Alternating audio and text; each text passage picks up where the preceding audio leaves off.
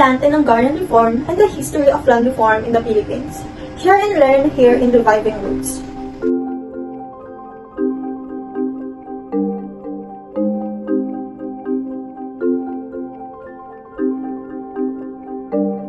Land and Agrarian Reform. What exactly is this? Land reform refers to a wide variety of programs and measures generally taken by the government to bring about more effective control and use of land for the benefit of the community. Land reform generally consists of taking land by the state from big landlords who own land with compensation and transferring it to small farmers or landless workers. It aims to change the agrarian structure to bring equity and to increase productivity. The structures include both the relationships of man to his land and to tenants and landlords. Meanwhile, agrarian reform is more complicated, along with land reform. It also includes measures to modernize agricultural activities and improve the living condition of each and every agrarian community. This includes various support in agricultural education, the establishment of cooperatives, and development of institutions that provide agricultural credit and other inputs, processing and sale of agricultural products, and establishing industries based on the past, and so on. The desire to achieve social justice and the full development of human dignity within the given circumstances of land reform has had great importance for many years in many countries and in the world, especially in agricultural countries. One of the effects of the colonization period was the concentration of land and property in the hands of the law. These few people, who they called landlords or caciques, exerted such great influence on the social and economic life of the country that they were able to dictate to the people who depended on them, such as the tenants and their families, in matters of whom to vote for in political elections. They have also been influenced in political actions in various ways to maintain their status. Now, let's talk about the history of land reform in the Philippines. Here is Ms. Angela Nicole Asanyon to deliver information about the pre-Spanish era or the state of land reform in the Philippines before the Spaniards conquered us.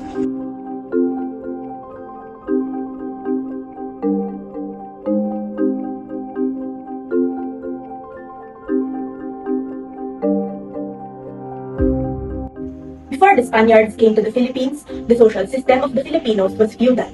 As with the feudalistic system in medieval Europe, a warrior class existed whose allegiance was tied to a warlord. This class lived on the labor of the serf and slave, but in return, these warrior classes protected them and exercised a rough type of justice. Within the social structure of the Filipinos, the datus or the leaders are made up of the nobility or the maharikas. Then there are the timawa or known as the freemen, followed by the aliping sa gigilid or the slaves, and aliping na mamahay or the serfs.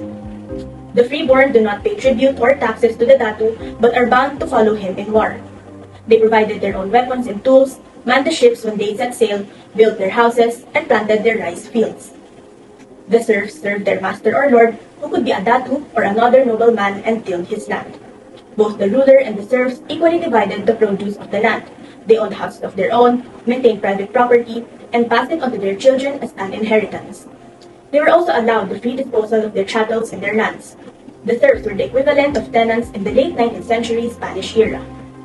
Slaves served the lord or master of his house and farm. They were allowed some share in the harvest, but they belonged to their master.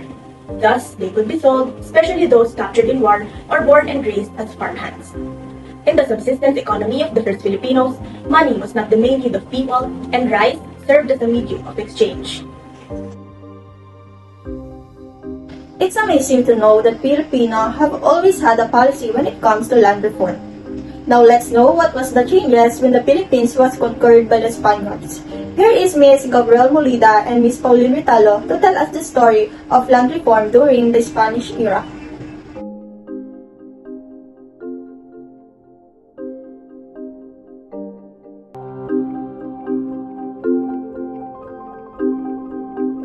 What was the land system during the Spanish era? During the Spanish colonial period, lands were divided and granted to encourage Spanish settlers or to reward soldiers who served the king. These are called encomiendas. The conditions of this grant state that the encomendero must defend this encomienda from external attack, maintain internal peace and order, and support the missionaries. In consideration of these services, the encomendero obtained the right to collect tribute from the indios and the amount and form set by the royal government. The encomienda system was originally established for the benefit of the natives rather than the encomenderos. So the latter cannot be called lords because they are considered protectors, advocates, and teachers of the natives. The system, however, collapsed with the abuse of power by the encomenderos. The tributes they were allowed to collect became ground rents, and the people living within the boundaries of the encomienda became tenants. The encomenderos became the first group of hacenderos in the country. Meanwhile, the colonial government took over the datus. The datu is now called the cabeza de barangay. But the property owners hold the real power in the barangay or community. There were 4 classes of property owners in the Philippines during the Spanish period. First, the Dominican and Agustinian religious orders. Second, the Spanish Peninsulares. Third, the Criollos and Mestizos. And finally, the indigenous principales. The Dominican friars leased their lands to natives and mestizos, who became known as inquilinos. Each inquilino paid a fixed land rent for the area he farmed, and the property owner was not allowed to lease the land to others unless the current tenant failed to pay the rent for 2 consecutive years. However, the inquilinos abused this policy by disposing of the lands as if they were their own. They sold their interest in them or mortgaged them to wealthy tenants, or leased them out at a higher rent than they paid themselves. So by being inquilinos, they earn more than property owners without doing almost any work. This became the root of a system where indigenous agricultural entrepreneurs who tilled and cleared the land with the help of tenants they hired on a sharecropping basis had to rent the land. Over time, the system evolved a set of practices that soon began to exploit tenant farmers. Although the Spanish authorities were aware of these pernicious practices, no effective action was taken, despite 2 royal decrees issued in 1880 and 1884 urging landowners to obtain titles. Under these decrees, the government has given a term of 1 year in which claims for free titles can be filed. But since the vast majority of farmers either did not understand the law or found the procedure too complicated and out of tradition, only a few took advantage of the offer. Those few were mostly of the cacique type, who claimed more land than they were actually entitled to. As a result, actual farmers were driven off their land or forced to become tenants of the caciques. Spanish land practices came to a halt with the outbreak of the Philippine Revolution, and Spanish landowners began selling their lands due to the transfer of power to the government, where Spain was losing against the Filipinos, who declared their independence in 1898, and the Americans insisting on staying. 1 year after the end of the Spanish colonial period, the First Philippine Republic was established. Immediately after the establishment of the First Republic of the Philippines in January of 1899, the government of President Emilio Aguinaldo declared its intention to confiscate large properties, especially the so-called friar lands. The declaration is contained in the Constitution of Malolos, quote, "All lands, buildings, and other properties belonging to religious corporations in these islands shall be understood to have been returned to the Philippine state," end quote. However, since the Republic was short-lived, Aguinaldo's plan was not implemented, and here ends the events of the land reform during the Spanish era. And that was the land reform system during the Spanish era. We may already have knowledge of how hard the Filipinos suffered during these times, but through the information we have heard, our knowledge will surely increase. But the country's land reform does not end here. Here is Mr. Melvin Villamor to share the history of land reform during the American regime. Several laws were passed to regulate and improve land ownership. Key pieces of legislation include: first is the Philippine Bill of 1902, imposing certain conditions on the disposition of public lands.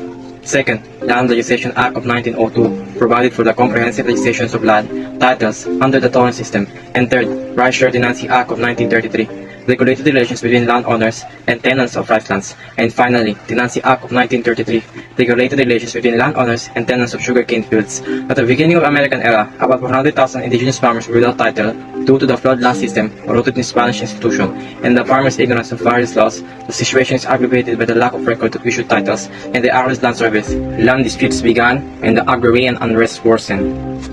To remedy the problem, the American introduced a torrent system of land legislation, where title purchased by the government were granted only after survey was completed and ownership of the land was proven in court. However, this did not completely solve the problem. As with the Spanish system, most farmers did not benefit from the government's offer. They may not know the law, or if they do, they cannot pay the survey fee and other fee required to apply for torrent title.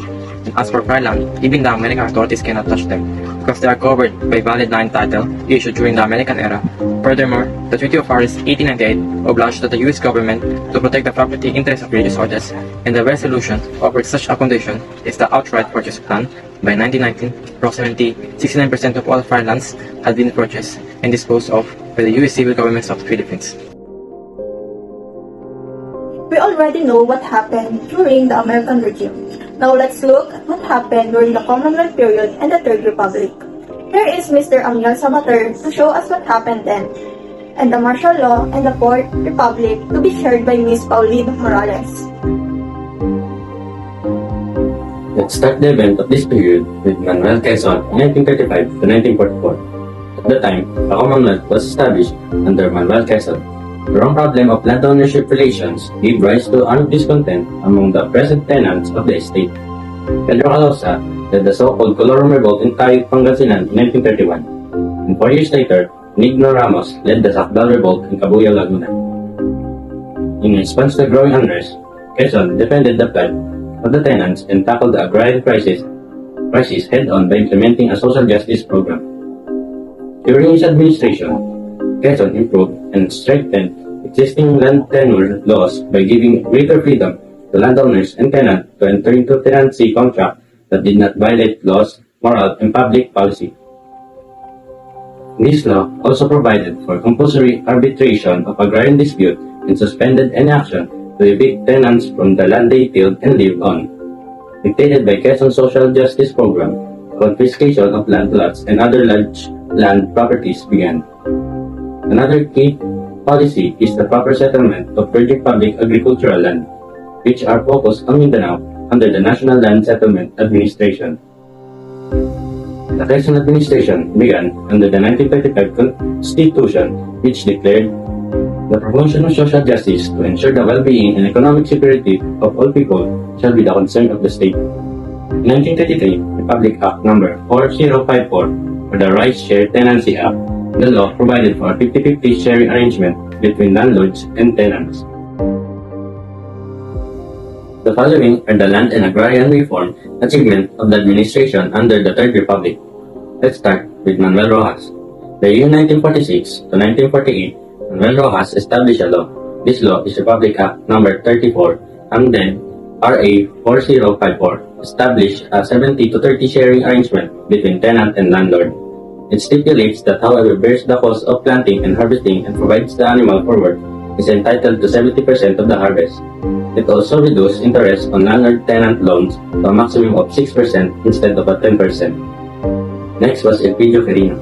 From 1948 to 1953, he established Executive Order No. 355. The National Land Settlement Administration was replaced by the Land Settlement Development Corporation, which took over the responsibility of the Agricultural Machinery Equipment Corporation and the Rice and Corn Production Administration. Let's go to Ramon Magsaysay. Under the Magsaysay administration, the following were implemented. Republic Act No. 1166, Creation of National Resettlement and Rehabilitation Administration. It specifically targeted the farmer of the Hope movement and was successful in luring the rebels back to a peaceful lifestyle by giving them lots and farms in the Nara settlement in Palawan and some part of Mindanao. Republic Act No. 1199, Agricultural Tenancy Act, provided security of tenure for tenants. It also granted tenants the option of moving from shared tenancy to leasehold. It also created the Courts of Agrarian Relations. Republic Act Art No. 1400, Land Reform Law that provided for the acquisition of large rice and corn tenants lands over 200 hectares if owned by individuals, 600 hectares if owned by corporation. Registrado Macapagal, under his administration, Republic Act No. 3844, or better known as the Agricultural Land Reform Code, was enacted.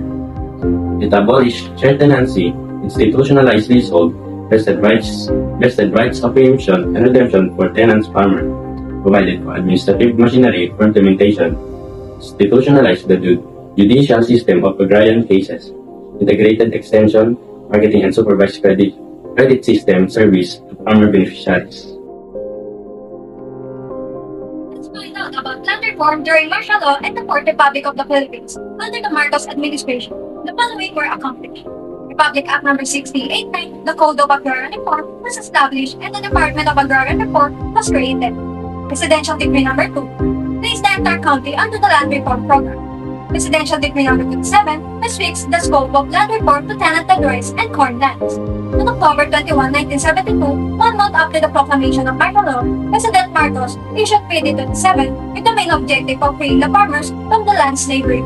In the decree, there is no more leasehold on tenanted rice and corn land. The farmers automatically becomes the amortizing owner of the land he cultivates. There are two aspects of land distribution. The first is determination of the land to be transferred. The areas of rice and corn were chosen because they are the areas of immediate reform due to the social unrest related to rice leasing. Second is financing. The decree solved the financing problem by fixing the value of the land at relatively moderate value and directing compensation that could be paid directly by the cultivator to the landowner or converted into a three-way arrangement. Coverage of PID 27. All private tenants of agricultural land devoted to the rice and corn of more than 7 hectares, coverage priority should be: number 1, greater than 24 hectares. Number 2, less than 24 but not less than 12 hectares. Number 3, 12 hectares below the maintenance limit. The beneficiaries of this are the bona fide tenants, farmers of private agricultural land dedicated to rice and corn who are benefiting from economic-sized farms set at 3 hectares of irrigated lands and no more than 5 hectares for non-irrigation. But there is so-called detention limit of PD 27. Landowners may retain an area not exceeding 7 hectares under the condition that each landowner cultivates said area. Letter of Instruction, October 31, 1973, compels the landowners to transfer to their tenant if the DAR determines to be an absentee farmer with sources of income other than their properties. Letter of Instruction 474, October 21, 1976, provides that the tenanted areas of 7 hectares or less may be placed under PD 27 if the owner owns other agricultural land not devoted to rice and corn, or other lands used to residential, industrial, or other purposes in the city, where they receive sufficient income to support themselves and their families. Now, after hearing the land reform during the Commonwealth, Third Republic, and also during the time of former President Ferdinand Marcos, let's get to the last one, the Fifth Republic that Miss Irish Mungabad will present to us. During the time of former President Corazon Aquino in 1986 to 1982, the Country's Fifth Republic began. These are the achievements of the late President Cory Aquino's administration in agrarian reform. 1987 Constitution, Article 2, Section 21, the state shall promote comprehensive rural development and agrarian reform. Proclamation Number 131, the Comprehensive Agrarian Reform Program, CARP, and Agrarian Reform Fund, ARF, are institutionalized. It covers all agricultural land regardless of tenure arrangement and goods produced. All public and private agricultural land and other land in the public domain suitable for agriculture. Executive Order Number 129A reorganized, improved, and expanded the power and operation of the DAR. Executive Order Number 228 declared full ownership to the qualified farmer beneficiary covered by the PD 27. It also provided the method of payment with the farmer beneficiary and the method of compensation to the landowner. Executive Order Number 229 provided the mechanism for the implementation of CARP, such as administrative procedures and mechanics for the land registration, private acquisition of land, and method of compensation to the landowner. And lastly, Republic Act Number 6657, Comprehensive Agrarian Reform Law. It is a law that establishes a comprehensive agrarian reform program to promote social justice and industrialization that provides a mechanism for its implementation and for other purposes. With Republic Act Number 6657 accordingly, the centerpiece of the Cory Aquino administration was the launch of the Comprehensive Agrarian Reform Program by virtue of Proclamation 131 and Executive Order 229 signed by President Cory Aquino on July 22, 1987. The latter provided the mechanism needed initially to implement CARP.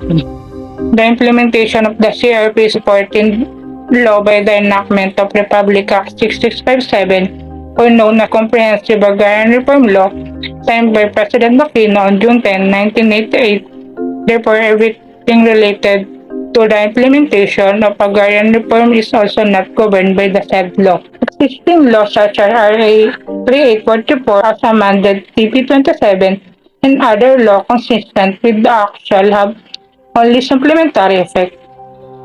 Executive Order Number 129 have provided for the strengthening of the DIR as the primary agency responsible for the implementation of the CARP. Comprehensive Agrarian Reform Law, or better known as RA 6657, emerged almost after a year of debates, pressure demonstrations, and deadlock between interest groups. It was signed by President Aquino on June 10, 1988 and became effective on June 15, 1988. Since then, various measures have been adopted to facilitate CARP implementation, such as formulation of implementation guidelines, institutionalization of implementation and coordination mechanisms, dissemination of information, and preliminary registration of lands, landowners, and farmer beneficiaries. To strengthen CARP and speed up its implementation, President Aquino in June 1990 issued three major executive orders. Number 1, Executive Order Number 405 granted the Land Bank of the Philippines the primary responsibility for the land valuation.